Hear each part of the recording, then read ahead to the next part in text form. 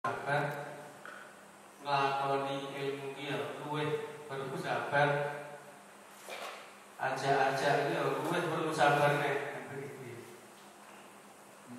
Nah, empat inilah insyaallah kewajiban pokok setiap kita setiap saat dimanapun, kapanpun, umur berapapun itu sama, tidak ada bedanya. Rahimahullah. Dan pada malam ini kita lanjutkan. Kemarin kita membahas surat Al-Ikhlas, tapi belum selesai.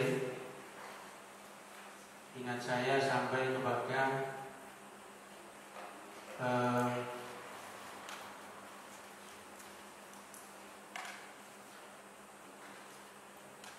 perkataan Uqbah bin Amir. Saya bertemu dengan Nabi SAW, maka saya pegang tangannya, lalu saya tanya, dengan apakah dapat selamat seorang mukmin? Kata Uqbah, jawab Nabi, ahris lisanak waliyasak kabaitu wabki ala khati'atik.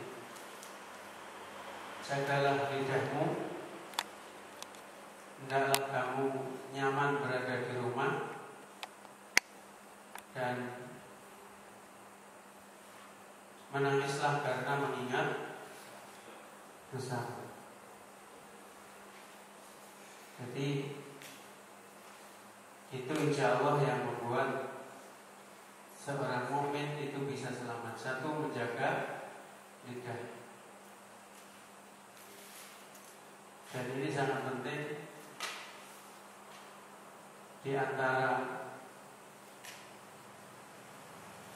kematangan kebijakan seseorang itu adalah salah satunya diukur dari lisannya, salah satunya diukur dengan perkataannya. Seorang yang baik itu akan selalu mengeluarkan kata-kata yang baik. Bahkan sabda Rasulullah SAW, la yu'minu ahadukum man kana yu'minu billahi wal yawmil akhir falyaqul khairan aw liyasmut. Siapa yang beriman kepada Allah dan hari akhir, falyaqul khairan, maka berkatalah yang baik. Kalau tidak bisa berkata yang baik, pilihannya adalah diam, maka itu akan selamat. Ya, maka itu akan selamat. Maka pilihannya sebetulnya kalau Rasulullah itu wakil iman, wakil mukmin, itu pilihannya hanya dua, falyaqul khairan. Lah terang ngomong, itu ngomong yang baik saja. Au liyasmut. Tapi lek kira-kira merasa ngomong api, mendingan diam, impet. Ya. Aja ditok nek sekiranya enggak. Ahris lisan, menjaga lisan. Ya, menjaga lisan. Yang kedua, waliyasak kabaitu. Dan kerasan di rumah,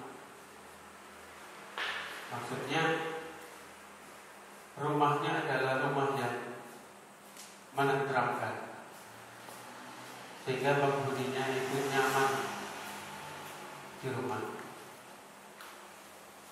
Ya, nyaman di rumah. Maka sebetulnya kapan kita diizinkan keluar rumah? Kalau memang ada keperluan yang penting. Ya, ketika ada keperluan yang penting, karena banyak sekali hal yang bisa dilakukan di rumah.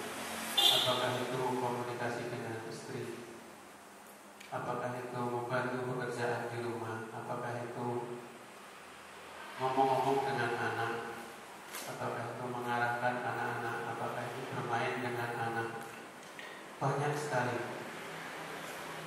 Tambah banyak anak-anak sekarang yang tidak dapat sentuhan dari orang tuanya, dan kebanyakannya, walaupun ya tidak semua, kebanyakannya itu akhirnya mengalami kerusakan. Ya, mengalami kerusakan. Maka penting sekali kita ketika memang tidak ada hal yang sangat penting di luar, kita menata hidup kita menata segala sesuatunya itu dari rumah. Dari rumah. Ya, kecuali memang untuk kepentingan yang penting, untuk bekerja, untuk macam-macam, untuk belajar dan lain-lain. Dan yang ketiga adalah wabki ala khati'ati, dan menangislah karena mengingat al-khati'ah itu aslinya kesalahan-kesalahan atau dosa. Tak usah malu. Kadang-kadang ada seorang yang gengsi menangis. Kalau menangis itu kepada Allah, insya Allah itu sebuah kekuatan.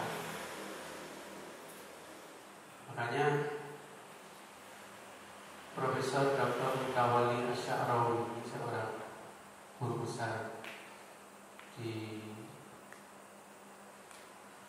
Mesir, ya, di Al-Azhar, ya. Saya kenalnya ya lewat buku-bukunya, dan itu pakar tafsir juga. Dulu waktu saya masih kuliah di Saudi itu, setiap Ramadan itu beliau ada siaran di TV Saudi. Materinya tafsir Syekh Mutawalli Asy'arawi. Beliau menulis tentang haji mabrur. Nah, yang saya garis bawahi tentang menangis itu ada satu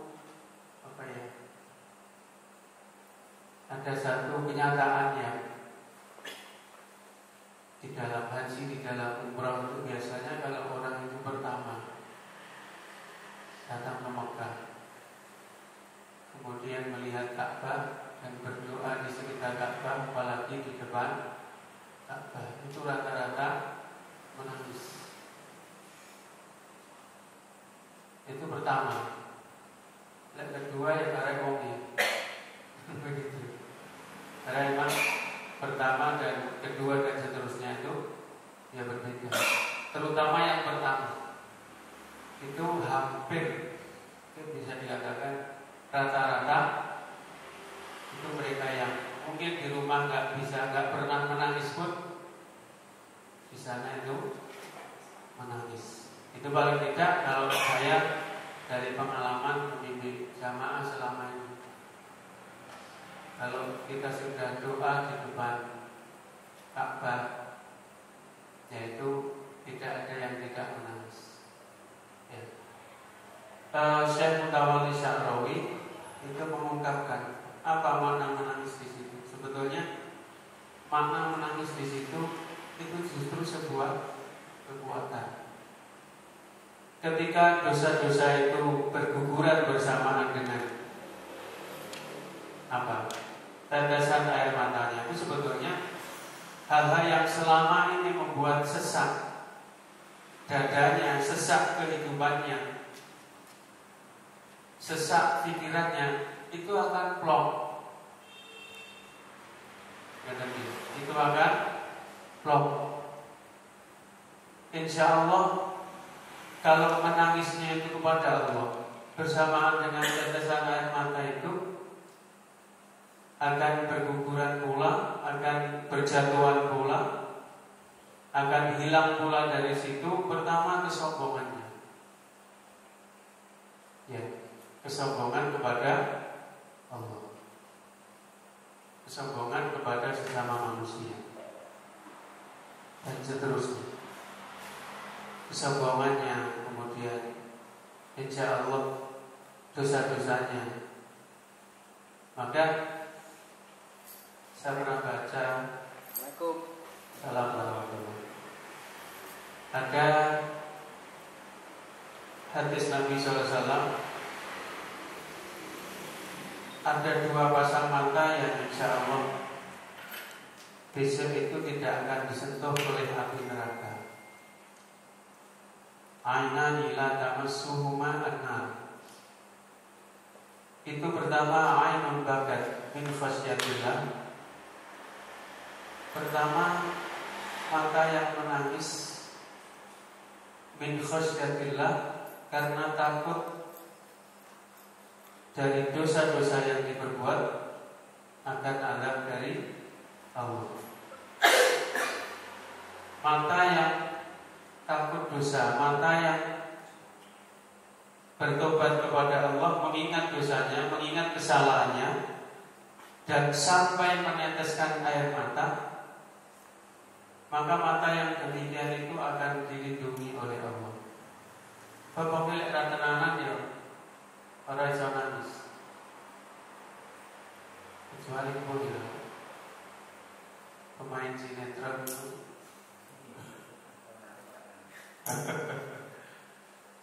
Dari dulu kalau mami sakali sorry. Tapi kalau secara umum kita menangis itu bagian dari kesungguhan. Sebab teratenanan dia raiso nangis, kan begitu. Raiso nangis. Jadi itu merupakan kesungguhan hatinya. Maka dia akan dilindungi oleh Allah dari api neraka. Dia dilindungi oleh Allah dari api neraka. Jadi yang pertama, mata yang menangis karena mengingat dosanya kepada Allah, kemudian minta ampun. Dan yang kedua adalah wa ainun tatahrisu fi sabilillah. Mata yang semalaman tidak tidur karena menjaga keamanan wilayah, karena menjaga umat supaya tenang, karena menjaga wilayah dari serangan musuh dan seterusnya. Maka jadi orang gila. Ini yang benar, insya Allah kita itu di bidang apapun itu mendapatkan apresiasi yang besar di dalam Islam itu, selama memang diniatkan itu benar.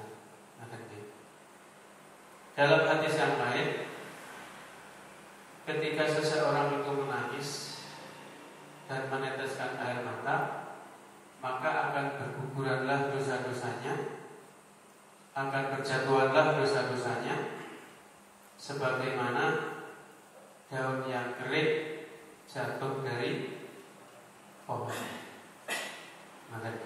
Jadi seperti itu. Ini artinya orang yang menangis mengingat dosa ini berarti orang yang tobatnya betul.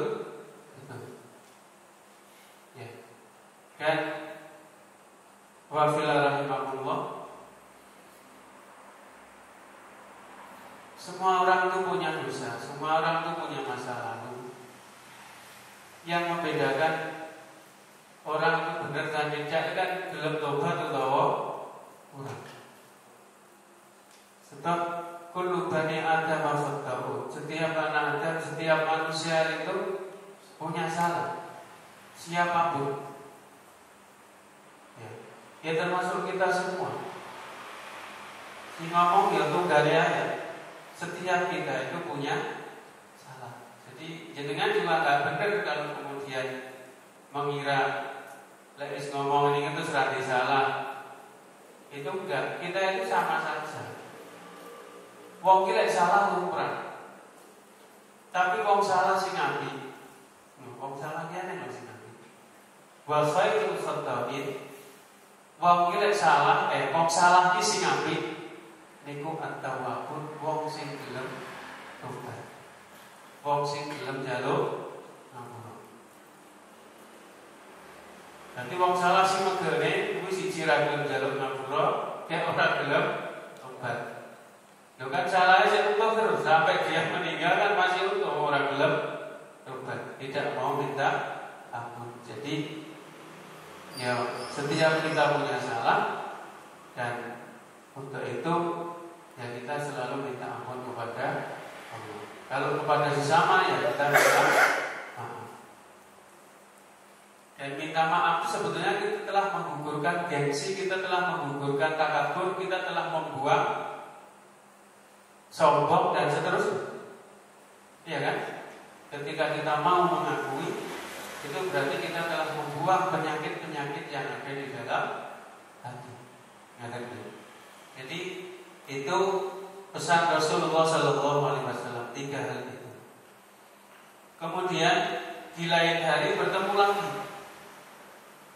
Artinya Uqbah bin Amir ini di lain hari ketemu lagi dengan Rasulullah SAW. Kemudian Rasulullah menjabat tangan Uqbah bin Amir dan bersabda, "Hai Uqbah, maukah kamu saya ajarkan kepadamu sebaik-baik surat, yaitu 3 surat yang telah diturunkan oleh Allah dalam kitab Taurat, Injil, Zabur, dan Al-Quran." Maka jawab Uqbah, "Baiklah Rasulullah, saya mau." Kemudian Nabi SAW bacakan kepadaku Qul huwallahu ahad sampai selesai, Qul a'udzu birabbil falaq sampai selesai, dan Qul a'udzu birabbin nas sampai selesai. 3 surat itu, rahimahullah, isinya adalah mencakup yang telah diturunkan oleh Allah di dalam Taurat, di dalam Zabur, di dalam Injil, dan di dalam Al-Quran. Karena nuansa akidahnya sangat kuat, terutama di surat Al-Ikhlas. Kemudian perlindungannya juga di dalam kedua surat, yaitu surat Al-Falaq dan surat An-Nas. Gitu ya. Jadi 3 surat itu. Hai Uqbah, jangan kamu lupakan dan jangan sampai bermalam, melainkan harus membaca surat-surat itu. Ya, Uqbah, 3 surat itu jangan dilupakan. Dan tiap malam jangan lupa membaca 3 surat itu. Itu maksudnya. Ada. Kemudian Uqbah bertanya, "Ya Rasulullah, beritakan kepadaku amal-amal yang utama." Jawab Nabi SAW, "Ya Uqbah, silman qata." Ini nomor 1, silman qata. Yang kedua, wa'ati man harama. Yang ketiga, wa'arid amman dalama. Amal yang utama itu adalah pertama, ya Uqbah, sambunglah hubungan kerabat bagi orang yang memutuskan hubungan itu kepadamu. Jadi gelem mau nyambung ketika ada famili, kerabat, teman, tetangga yang memutuskan hubungan dengan kita. Kita baru mendapatkan predikat amal yang utama. Artinya utama itu gimana? Lebih dari yang lain. Walaupun umumnya manusia itu ada, iya kan? Sama kayak betul sih kok parani sama. Wong sigane yang ganu ora. Iya kan? Sampeyan belum ono dari wong kuwi gane yang. Kalau itu sih biasa-biasa saja. Yang utama itu yang bagaimana? Penjenengan juga mau datang, termasuk kepada orang yang tidak pernah mau datang kepada kamu, itu baru amal yang utama. Baru amal yang punya nilai lebih dibanding yang lain. Ya, jadi sil man qata, sambunglah kepada siapa? Orang yang memutuskan kamu. Maka orang yang melakukan demikian, ini orang yang memang memiliki lebih dibanding yang lain. Kalau hanya datang kepada orang yang memang juga datang kepadamu, yang biasa-biasa saja. Biasa-biasa saja. Kelebihan silaturahim ini adalah ketika kita juga mau datang termasuk kepada orang yang tidak mau datang kepada panjenengan. Dan itu baru kita memiliki nilai lebih. Ini yang pertama, termasuk amal yang utama. Minal fudala kalau dalam hadis disebutkan. Kemudian yang kedua, wa aqliman haram. Dan berilah gelem wae kepada orang yang tidak pernah mau memberi kepada panjenengan.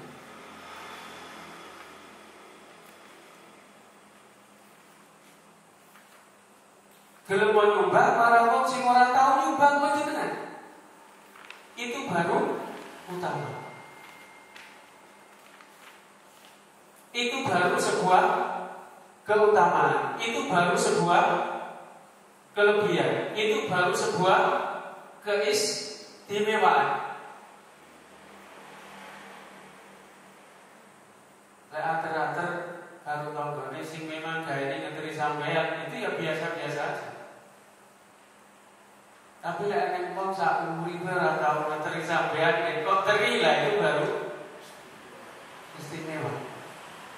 Itu baru amal yang utama. Sengaja dulu kira-kira apa?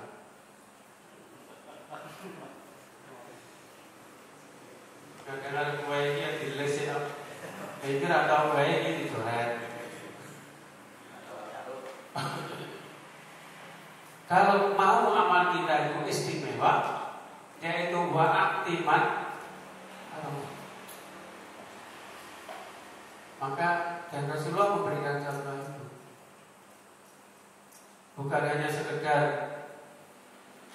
kepada orang yang tidak mau datang kepada Rasulullah, tetapi orang yang sering kali menyakiti Rasulullah.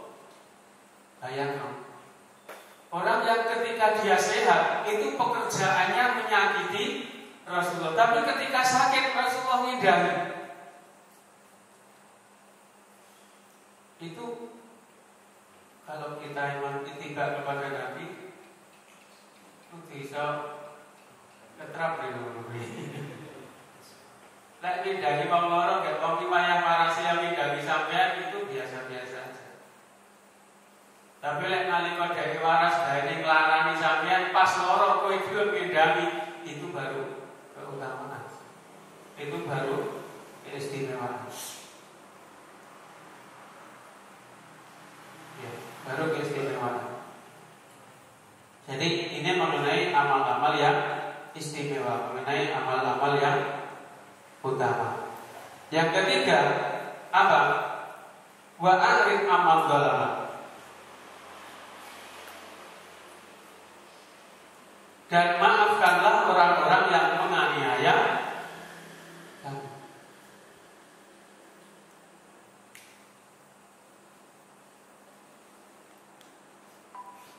Pemaaf itu termasuk amal yang utama. Memaafkan itu termasuk amal yang istimewa. Sebab umumnya wong lek dituntut ya balas nuntut. Lek dilakne ya gede ngelakne. Lek nek wong dilakne ke malah memaafkan itu baru utama. Ini ada semua baru itu.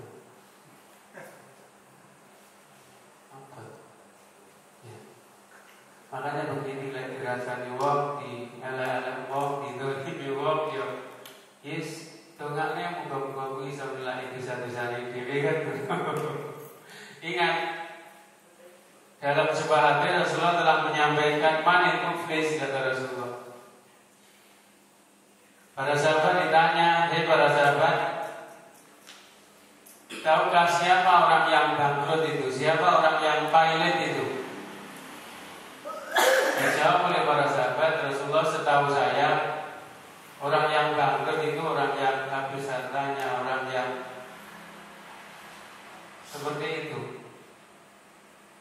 Jawab Rasulullah, orang yang bangkrut sesungguhnya itu bukan sekedar seperti itu. Orang yang bangkrut itu adalah orang yang ketika di dunia dia sholat juga, dia puasa juga, dia zakat juga, tapi sayang mulutnya menyakiti A, tangannya menyakiti B, kakinya menyakiti C. Ketika di akhirat dia emang punya sholatnya, punya zakatnya, punya macam-macamnya gitu ya, punya bantuannya, tetapi ketika dia juga berbuat menyakiti orang lain, itu kan kemudian orang yang disakiti itu akan mengambil kebaikan-kebaikan yang dilakukan oleh orang yang menyakiti. Sehingga pahala sholatnya, pahala zakatnya diambil oleh orang yang disakiti hatinya. Ternyata dia juga menyakiti orang lain, gaya nangani bisanya. Maka kebaikan-kebaikannya itu juga akan diberikan ke sini.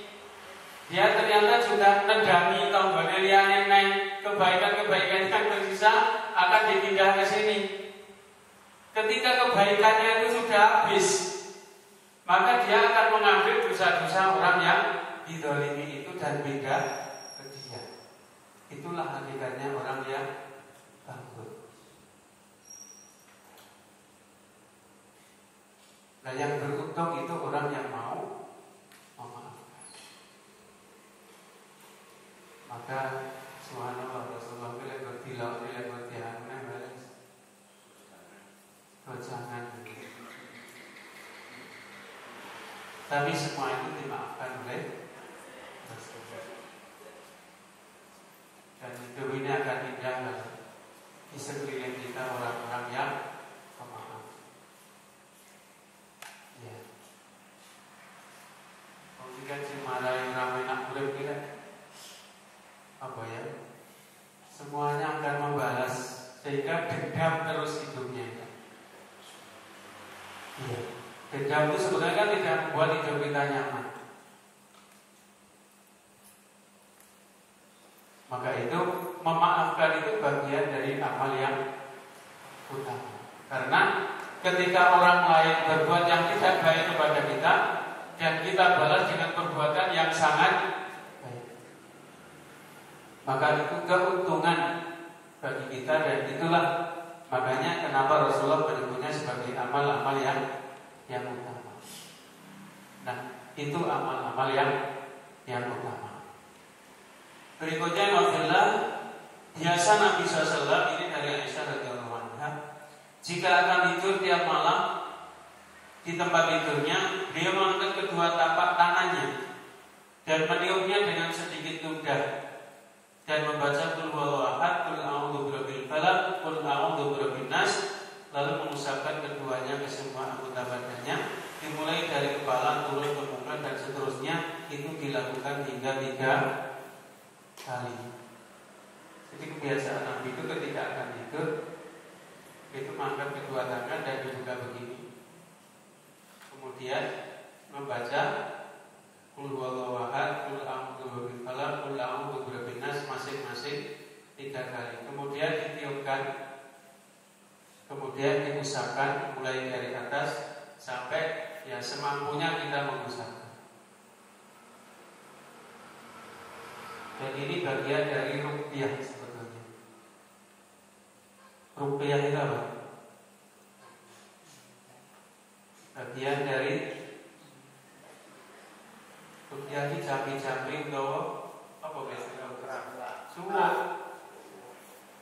Suwuk sing bener begini. Iya. Suwuk sing jelas oleh bener dan memang ini diperintahkan. Dan insya Allah itu ruqyah yang sangat kuat. Kemarin ketika saya melihat Tumpul waktu itu bintang tamunya saya berujian Ustaz Adam ya. Itu juga beliau menyampaikan hal seperti ini. Ini bagian dari ruqyah, bagian dari pengobatan, bagian dari perlindungan, bagian dari penjagaan, dan bagian dari benteng kita. Jadi insya Allah dengan itu Allah akan melindungi kita, Allah akan membentengi kita. Apalagi menambah misalnya ayat kursi atau apa yang dia mampu. Ya, apa yang dia mampu. Dan bukan hanya untuk kita, itu bisa juga itu untuk orang lain. Anak kok rewel misalnya, ya kita ruqyah dengan itu. Minimal dengan baca itu, bahkan minimal dengan membaca surat Al-Fatihah. Bahkan Ustaz Arkanto menyampaikan ketika dia sedang mengobati seseorang dan waktu itu jin yang di dalam itu sulit untuk keluar. Karena apa? Karena dipaku dengan paku gaib, kan begitu ya. Dipaku dengan paku gaib. Itu yang beliau baca adalah surat Al-Falaq. Karena di antara isi ayat surat Al-Falaq itu adalah wa min syarri an-naffatsati fil 'uqad. Minta perlindungan kepada Allah, minta penjagaan kepada Allah, minta kesembuhan dari Allah, minta dilepaskan dari Allah. Min syarri naffatsati fil 'uqad. Dari kejahatan an-naffatsati fil 'uqad. Kejahatan sihir, ya, kejahatan sihir yang diantaranya adalah dengan cara mengikat, dengan cara dipaku, dengan cara ya hal seperti itu. Sihir itu kan biasanya di rambut kita lagi, ya kok. Nah, dengan surat ini, ketika penjenengan mantep itu insya Allah akan udar, akan apa ya? Paku ini ya bisa ujung. Itu maksudnya. Ikatan-ikatan akan lepas.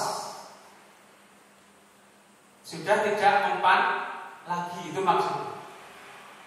Dengan keyakinan yang benar-benar. Dan ketika ternyata paku ini orang yang siji, ditolak siji, lah kok isin bacakan lagi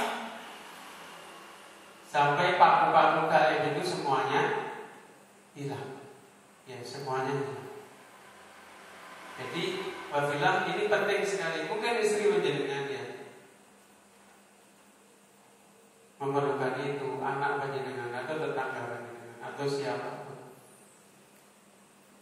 Ya, insya Allah mudah-mudahan dengan ini tuntunan yang seperti ini untuk kita amalkan, untuk kita lakukan. Mudah-mudahan Allah menjaga kita, mudah-mudahan Allah membentengi kita. Maka mudah-mudahan juga ketika jauh di waktu tidur ada serangan, ya orang lupa. Ketika menjelang tidur kita membentengi diri kita. Dan dengan itu Allah menjaga kita. Kalau sudah Allah menjaga kita, ya siapa sih bisa jebol kan? Semuanya sudah selesai ketika kita dijaga oleh Allah. Dan diantaranya adalah 3 surat ini ya, sangat luar biasa.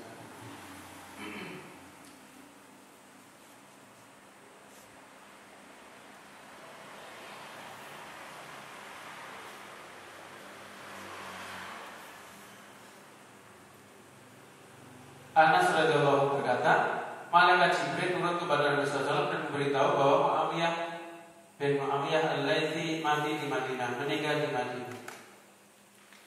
Apakah kau akan menyembahyangkannya?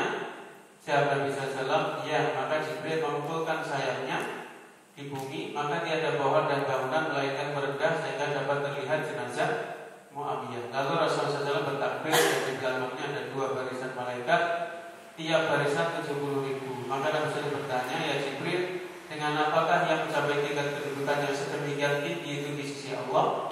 Jawab Jibril, karena cintanya kepada Qul Huwallahu Ahad yang selalu dibacanya sambil duduk, berdiri, pergi, pulang dalam keadaan apapun. Jadi baca surat Al-Ikhlas itu menyebabkan seperti ini. Ketika dia meninggal, disalatkan oleh Nabi dan disalatkan oleh ribuan puluhan ribu malaikat. Artinya sangat luar biasa. Maka zikir tentang surat dengan 3 surat ini itu sewaktu-waktu. Nanti sewaktu-waktu. Ikrimah mengatakan, orang Yahudi berbangga kami menyembah Uzair. Orang Kristen berbangga kami menyembah Isa Al-Masih putra Allah. Orang Majusi berbangga kami menyembah matahari dan bulan. Kaum musyrikin berbangga kami menyembah berhala. Maka Allah menurunkan Qul Huwallahu Ahad, ya, sampai selesai.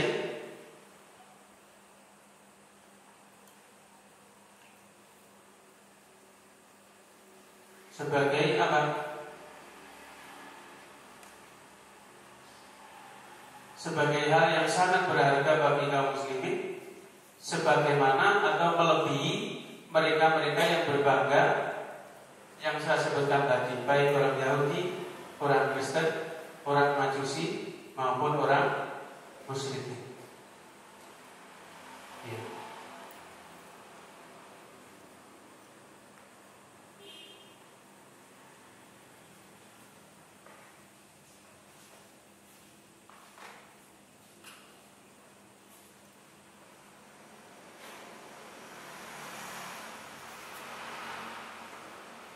Dan terakhir untuk penjelasan surat Al-Ikhlas adalah dalam hadis qudsi, ya, kata Bani Ibnu Adam, walam yakun lahu dzalik, wa syatamani walam yakun lahu dzalik,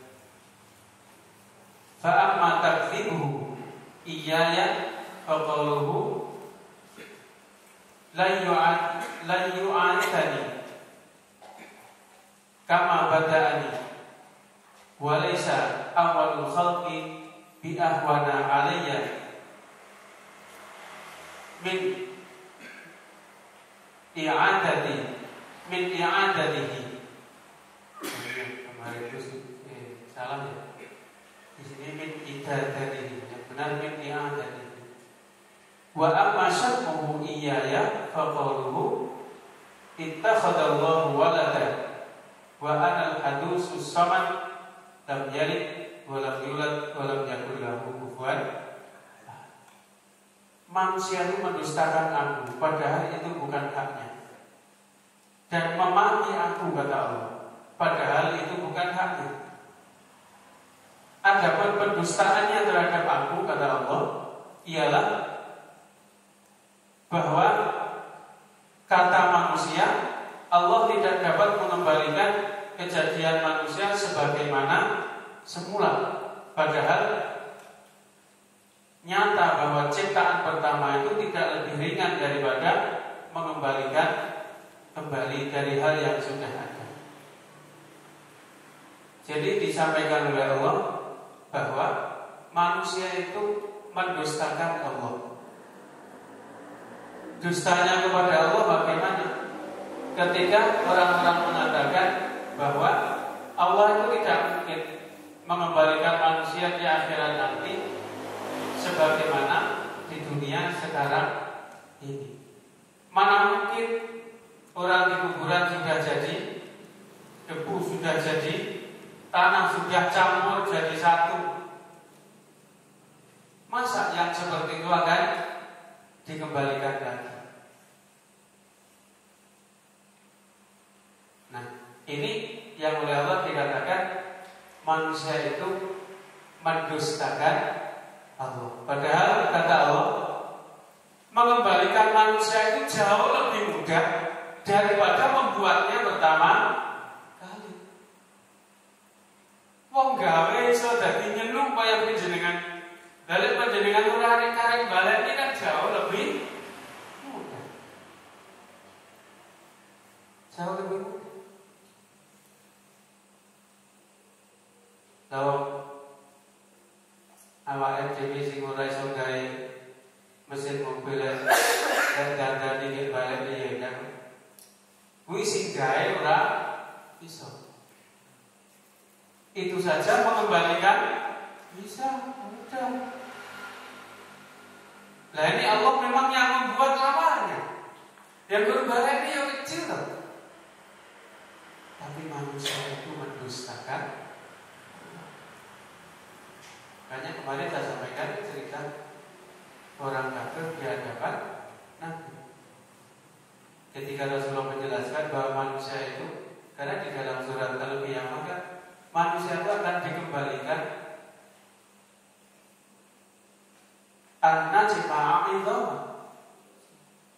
jadi tulang belulang dan sebagaimana ini akan kembali. Bahkan sampai al-banana. Apa itu?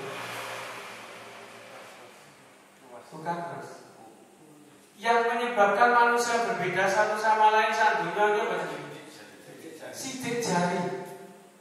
Yang sekian miliar manusia itu tidak sama, itu akan dikembalikan.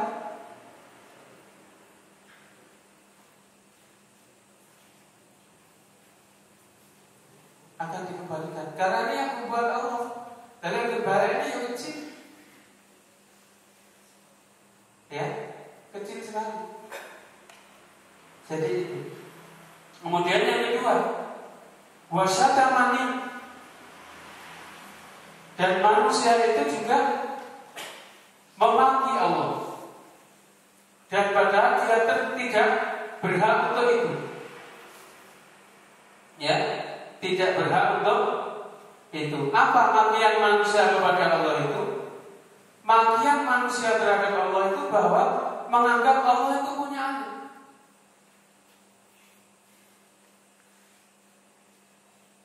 Padahal kata Allah, lam yalid wa lam yulad wa lam yakul lahu kufuwan ahad.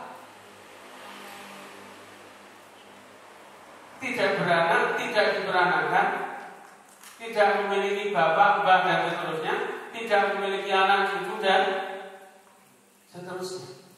Ketika ada orang mengatakan Allah itu punya anak dan seterusnya, kata Rasulullah, itu adalah makian kepada Allah.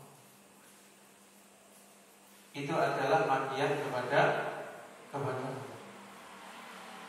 Maka wabillahi rahimahullah, demikian berharganya, demikian besarnya surat ini. Maka di depan sudah saya sampaikan, surat ini seakan-akan bernilai sepertiga dari Al-Quran.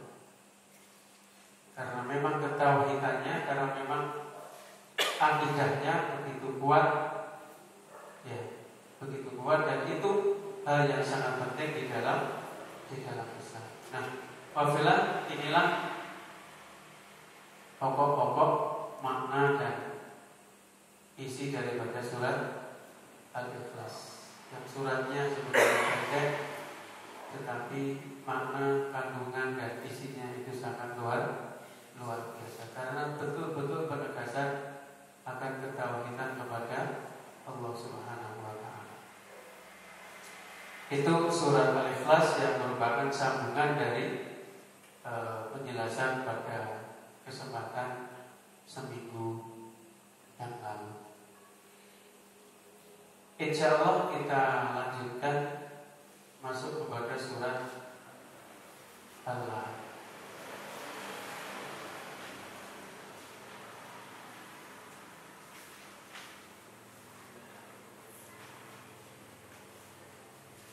Surat ini disebut Al-Lahab, juga disebut Tabbat, juga disebut Al-Masad. Ya, biasa satu surat itu memiliki banyak nama.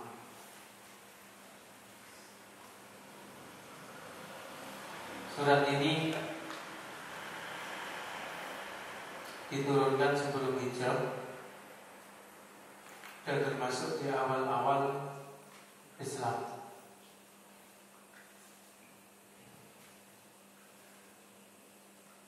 Ibnu Abbas radhiyallahu anhu berkata, pada suatu hari Rasulullah SAW keluar lalu naik ke atas bukit dan berseru. Dalam kitab sejarah atau fiqh sirah itu disebutkan bahwa yang dimaksud naik ke atas bukit ini adalah bukit Safa.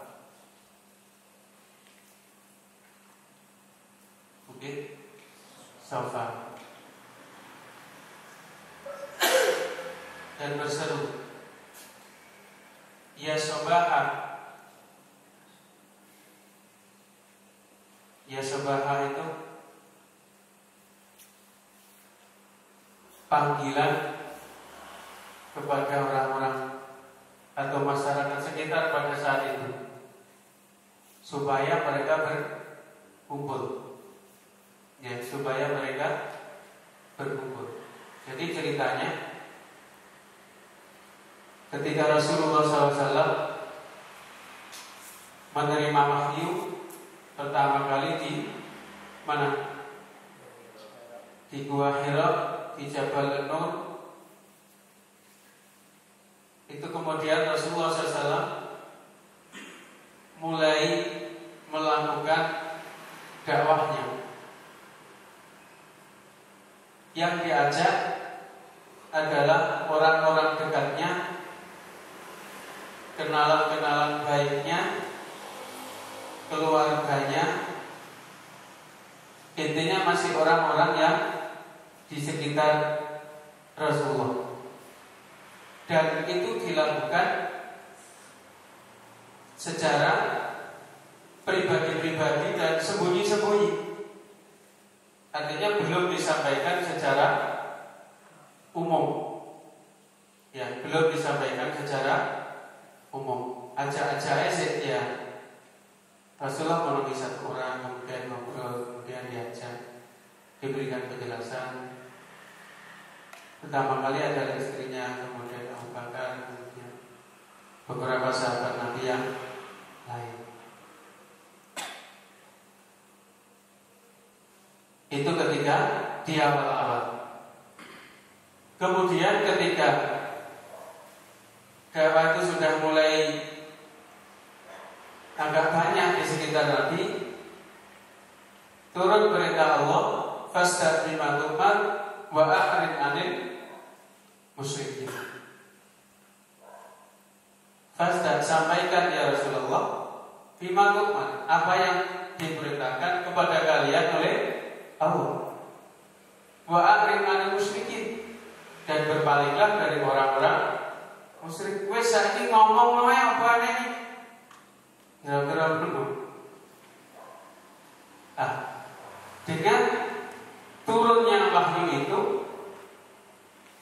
dengan perintah itu, kemudian Rasulullah SAW memulai dakwahnya secara terang-terangan dan bukan satu dua, tapi sengaja mengumpulkan masyarakat. Maka ya Sobaha, kata Rasulullah ketika Rasulullah naik ke atas bukit Safa.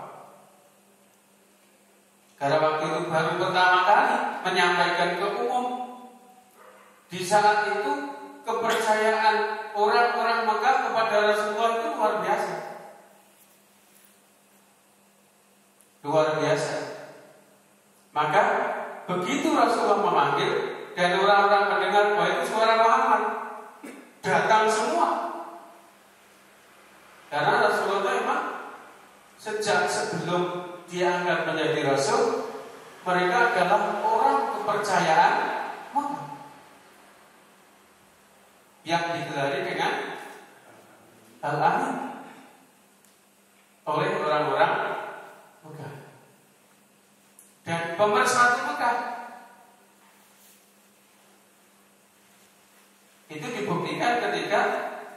Ka'bah itu dibangun kembali,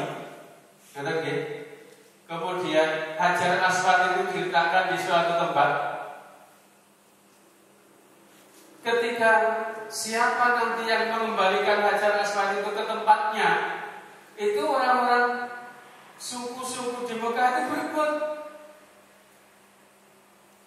Karena menurut mereka, siapapun yang meletakkan itu berarti dia orang yang paling terhormat di situ.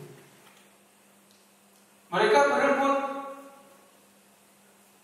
bahkan sampai terjadi peperangan karena saling berebut ingin punya kedudukan yang lebih lah. Dengan apa? Dengan mereka bisa meletakkan Hajar Aswad ke tempatnya. Tapi subhanallah ya, oleh Rasulullah melihat situasi yang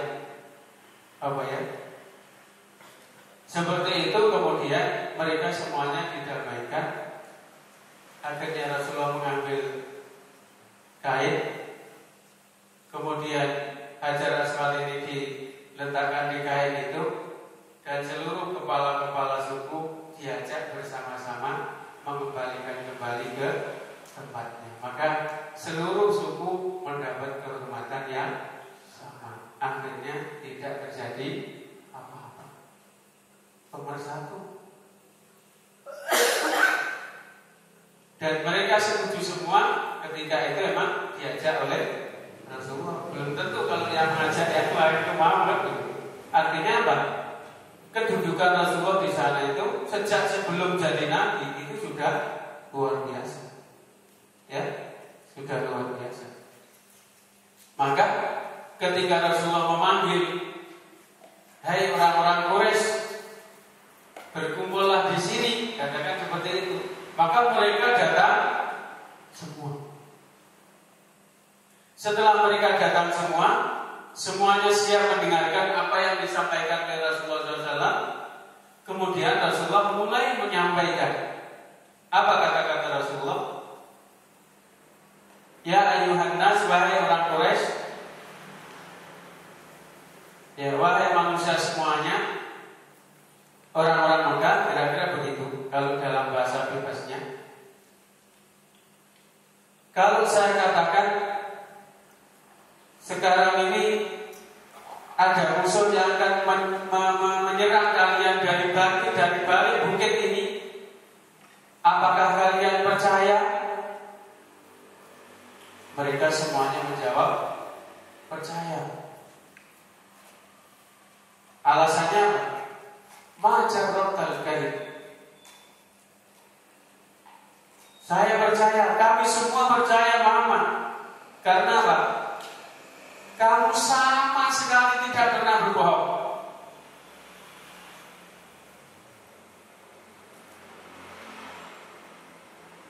Aslinya orang-orang Mekah itu orang yang sangat percaya kepada Rasul.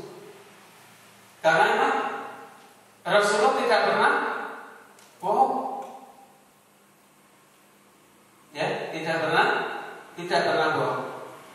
Maka ketika Rasulullah menguji kepercayaannya dan mereka menyampaikan bahwa udahlah Muhammad, wis apa sih kok omongnya aku percaya. Sebab selama ini ya gak pernah bohong kan? Bisa kau ngomong bohong gitu kira-kira. Bukan pencitraan, memang selama itu gak pernah bohong kan begitu. Kemudian baru Rasulullah masuk ke inti materi.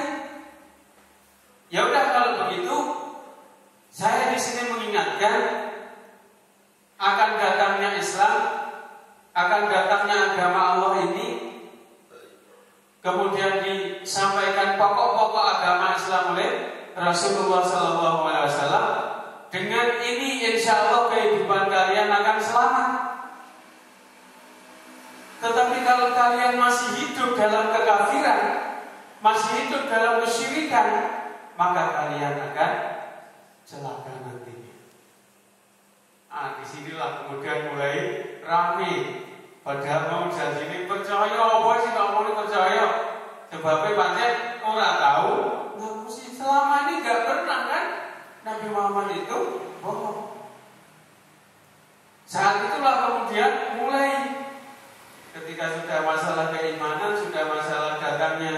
Islam, sudah masalah ketauhidan, sudah mulai kemudian ramai. Di saat umang gitu kira-kira berdirilah si Abu Lahab itu. Marah dengan nadanya yang sangat tinggi, dengan muka yang sangat marah. Dia menyampaikan, Muhammad, alihada jamak tanah,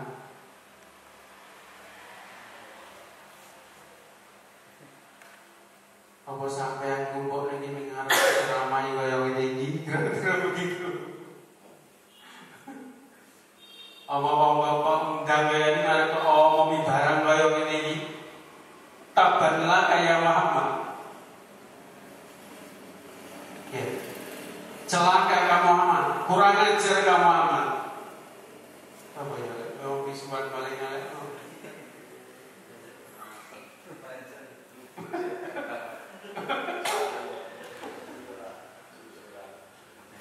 Kira-kira visual si paling elek itu bisa dimaknai ke dalam taban. Ya, taban itu celaka, hancur, rusak, kurang ajar. Intinya seperti itu. Jadi Abu Lahab ini menjelekkan Kanjeng Nabi dengan kata-katanya, tabanlah kaya Muhammad.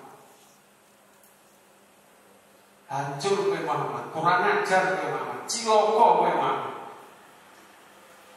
Kira-kira seperti itu. Nah, dengan itulah kemudian Allah membela Rasulullah dan menurunkan surat ini.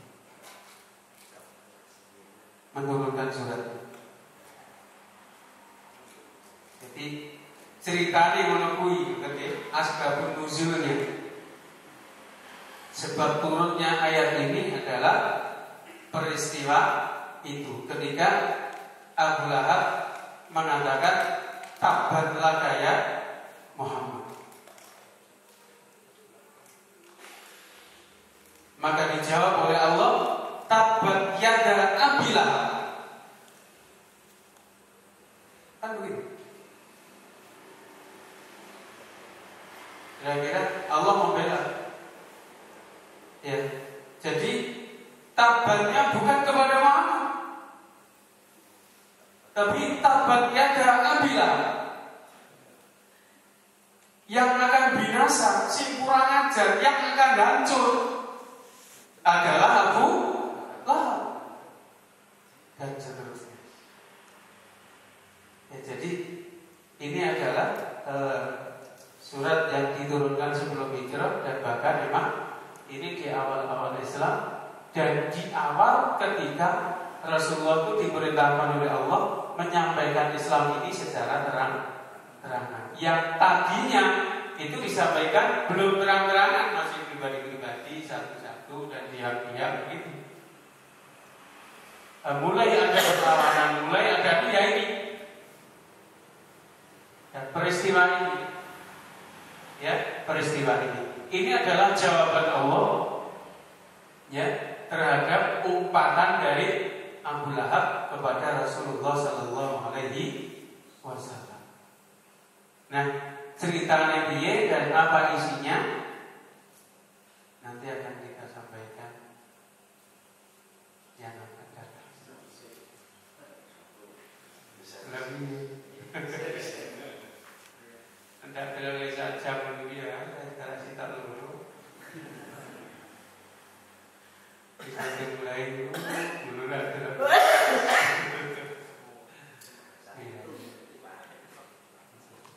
Nah, insya Allah nanti isi dan penjelasan dari surat Tabat ini ada surat Al-Masad, ada surat Al-Lahab ini nanti insya Allah kita ketemu kembali hari Jumat malam Sabtu yang akan datang.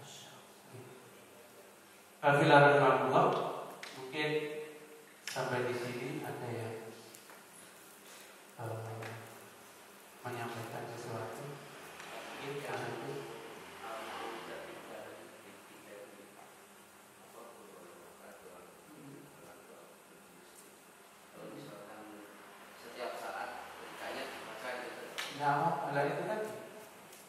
Orang yang ketika harus ada waktunya. Benar. Ketika meninggal sampai disolatkan oleh puluhan ribu malaikat, itu kan Rasulullah bertanya kepada malaikat, ini siapa? Kok sampai kalian semua ikut menyolatkan sedemikian banyak? Kemuliaan apa yang dilakukan sampai demikian mulia orang ini di sisi Allah? Kata malaikat,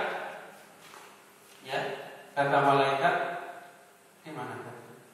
Jawab Jibril, kata malaikat Jibril, karena cintanya orang ini kepada surat Al-Ikhlas yang selalu dia baca ketika duduk, ketika pergi, ketika berdiri, atau dalam keadaan apapun.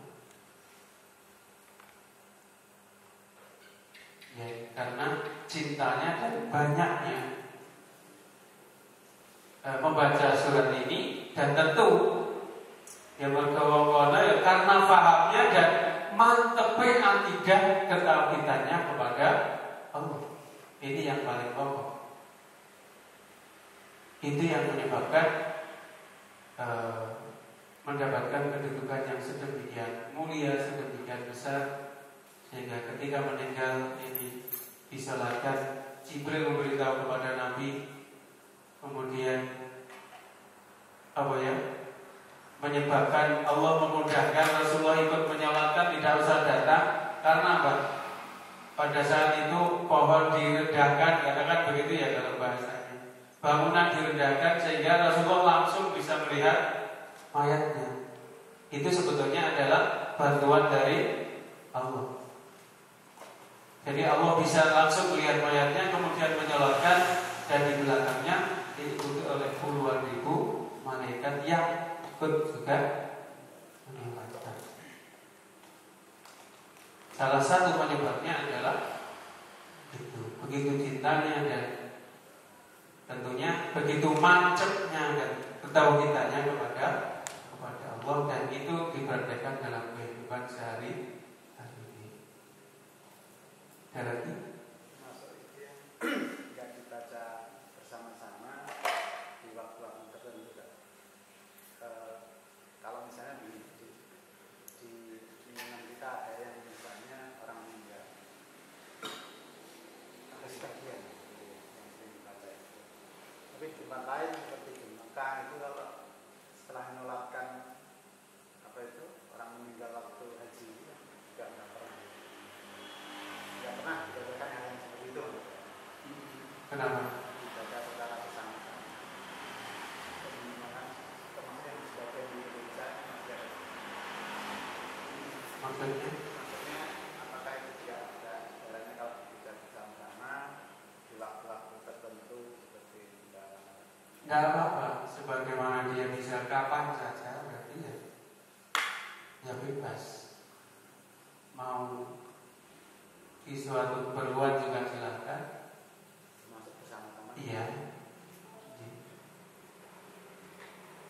Jadi insya Allah, kalau saya sih yang begini fleksibel.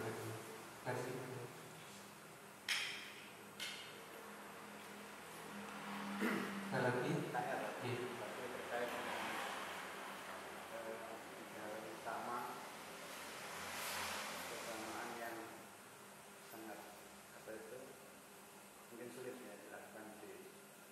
Bismillah dulu kejangan.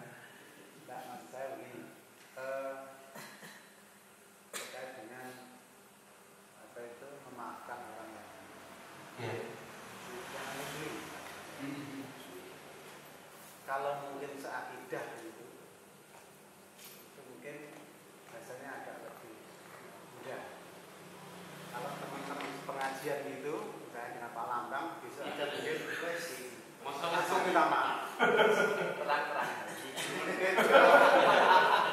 Mungkin kalau soal apakah itu pekerjaan, apakah itu motif yang lain, ekonomi, bahkan sampai motif politik pun juga ada perusahaan demikian itu saya yakin pasti selesai. Tapi masalahnya apakah itu juga berlaku kalau yang demikian itu yang kita maafkan itu punya akidah lain, dan dalam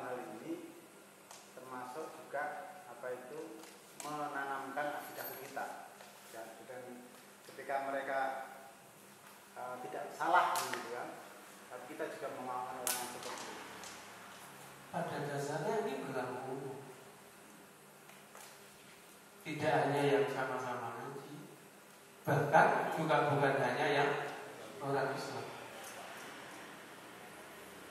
Pada dasarnya ini berlaku umum. Ya.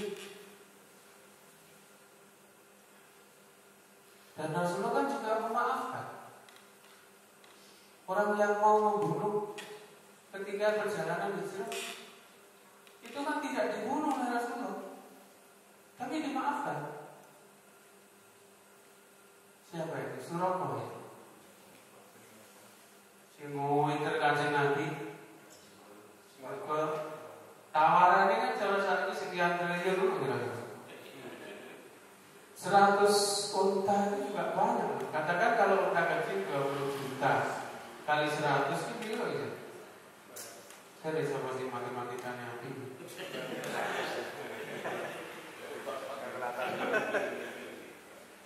Saya katakan 20 juta aja kali 100 kan sudah 2 miliar.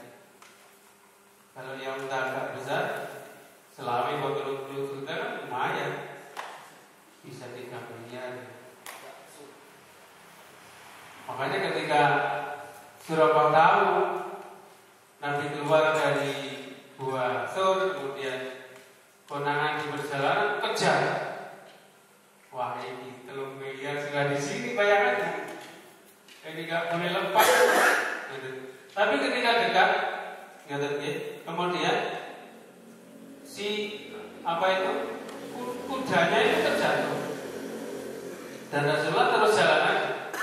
Merasa gagal ini. Kita lagi orang peduli jatuh kalau miliar gitu ya. Internet dekat jatuh lagi. Rasulullah jalan aja lagi. Kita lagi dan jatuh lagi. Baru saat itulah kemudian dia merasa tidak mampu dan minta maaf kepada Rasulullah dan dimaafkan oleh Rasulullah. Artinya kalau buat mantannya begini kurang ajar, enggak, dimaafkan. Dimaafkan. Jadi berlaku. Bahkan orang yang punya niat kurang jahat atau mau membunuh itu. Jadi itu berlaku kepada siapa saja. Sampai termasuk mau menyebarkan akidah lain ke kita. Gimana? Contoh begini, ada orang yang punya misi menyebarkan agama lain ke kita. Lalu ya misalnya orang-orang kita di lapangan terjadi enggak, saya ngasih mie ini karena pinginnya Anda itu masuk agama ini. Tapi karena mereka salah, kita maafkan. Itu kan mau menyebarkan. Ya enggak masalah. Ya yang penting agar dia tidak menyebarkan bagaimana dan kemudian dimaafkan. Kalau misalkan kita boikot orang Yahudi di mana? Gimana? Kita boikot produk dari Yahudi. Termasuk kita itu membenci itu atau tidak? Kalau ada kezaliman itu harus kita hentikan. Lain lagi loh, memaafkan dengan menghentikan kezaliman. Bukan berarti maafkan membiarkan berjalan terus, tidak. Kalau menghentikannya kan kewajiban kita juga, supaya kezaliman itu tidak ada. Tapi setelah itu misalnya kita maafkan lagi kalau maksudnya. Nanti jangan berat dulu. Kalau itu salah satu cara supaya mereka tidak berbuat zalim, silakan saja. Tapi yang dimaksud yang utama begini kemudian tidak membalasnya, tapi menghentikan kezaliman itu kan harus. Setelah berhenti kemudian kita dengan besar hati mau memaafkan. Itu yang dimaksud. Itu yang dimaksud.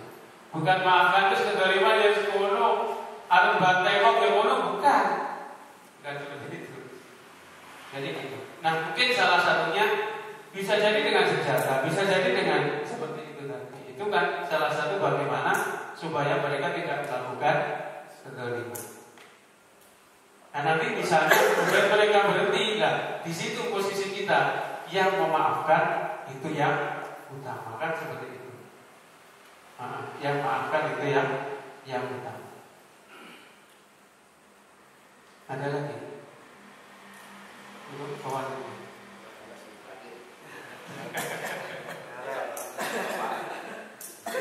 Sebenarnya kalau yang mengurangi pahala kita itu antara yang menyakiti hati orang lain. Itu kalau kontennya nama buat saya itu. Iya. Otak gaji.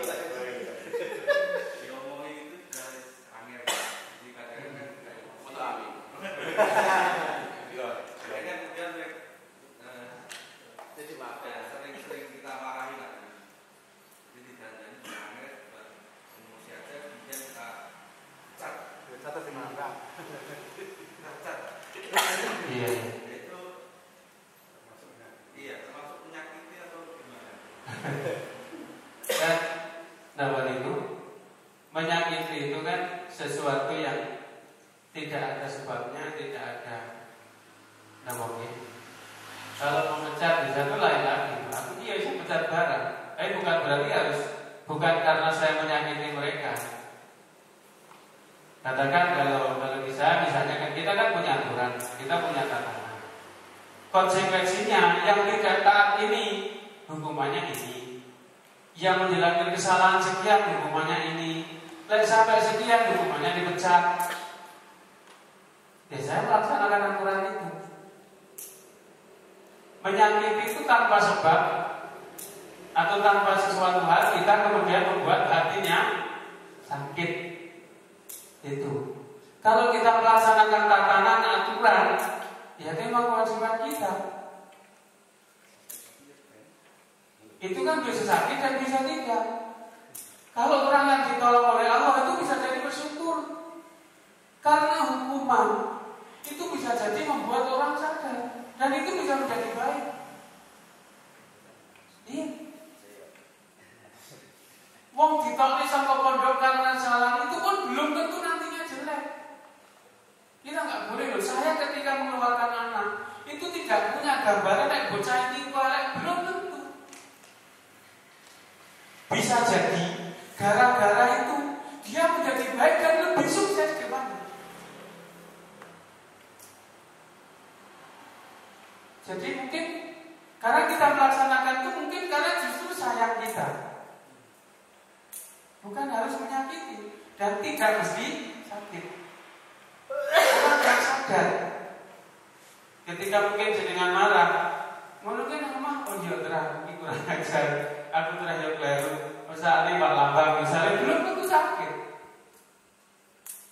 Jadi tidak mesti ketika orang itu terkena yang menurut panjenengan karena dia melanggar misalnya, itu belum tentu sakit dan bisa jadi itu menjadi hikmah yang menyebabkan dia kedepannya akan lebih sukses. Karena di panjenengan dipecat, akhirnya mungkin dia sadar, kemudian dia menjadi bagus, bekerja keras, jadi bos seperti panjenengan misalnya. Itu bisa jadi, itu bukan menyakiti. Kalau yang menyakiti kira sebabnya apa-apa, dilok misalnya, nah itu yang jelas menyakiti kalau seperti itu. Haknya dirampas misalnya, yang seperti itu. Jadi lain lagi. Gitu. Saya juga kadang memulangkan santri ketika memang dia mengisura kena, dihukum Yesus bolak-balik, kesalahan sudah mencapai kalau poinnya di pondok itu sudah 75% ke atas itu sudah kita panggil orang tuanya dan kita kasih siap-siap tolong lek ora iso bocah iki ra iso balik, ra iso apik, ra iso berhenti dari kesalahannya, wong tuane diwati-wati Pak segera cari sekolahan lain. Ngono barang bocah ya sik gagal. Akhirnya kesalahannya sampai poin 100 kan ya ditok nih. Ya saya keluarkan. Tapi saya tidak benci, tidak apa karena ini juga bagian pendidikan menurut saya. Aku ngetok nih bocah itu karena saya mendidik dia, bukan menyakiti dia. Bukan menyakiti dia. Waktu ini saya sadarkan, bukan berarti saya itu tidak sayang. Justru ini karena sayang saya kepada dia harus saya keluarkan. Siapa tahu dengan ini dia nanti juga justru menjadi dewasa. Di sana nanti dia akan sadar, oh ternyata pondok itu benar Kudune aku biyen ki ora ngene iki.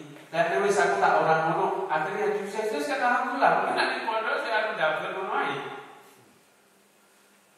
Iya, dan banyak orang yang karena dipecat itu kemudian justru akan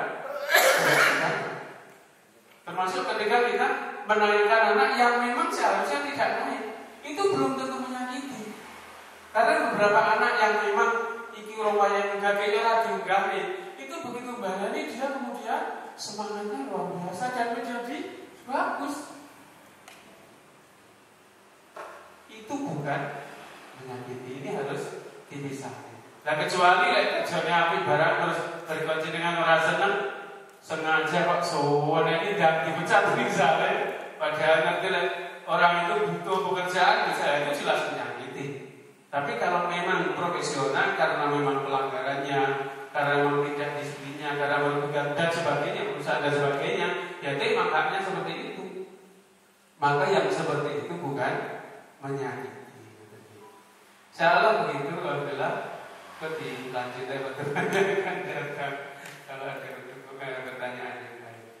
Mudah-mudahan apabila Allah ini bermanfaat untuk kita semua, dan mudah-mudahan Allah terus memberikan bimbingannya kepada kita semua sehingga kita menatap hidup kita ini mudah-mudahan semakin ke sana semakin baik dan Allah meridhoi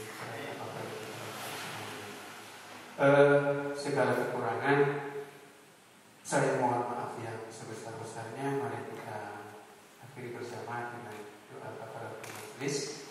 Subhanakallahumma wa bihamdika asyhadu an la ilaha illa anta astaghfiruka